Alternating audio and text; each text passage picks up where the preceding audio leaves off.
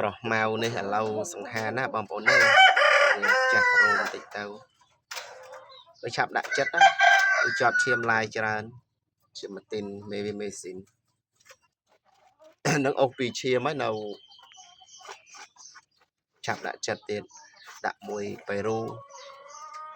បានមេវាហ្នឹងហើយយកមេវាមកដាក់ជាមួយអាសានស៊ីវ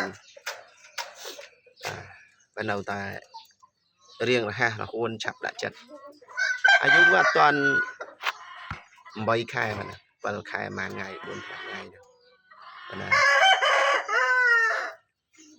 ដាក់ចិត្តសឹងគ្រប់មន់ហើយបើអត់ទាន់ឡាំឯផ្លែដំពកទាន់ប៉ុនក្របពោតក្របនេះទៅមើលឆែកមើលជើងឡាំសិនមិនម៉ែប្រកាត់មក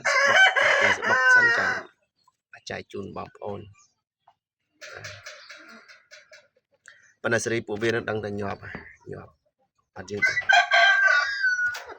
ហើយគីឡូ30ហើយដៃ8គ្រាប់ហើយបើពេញ32 33ប៉ុណ្ណឹង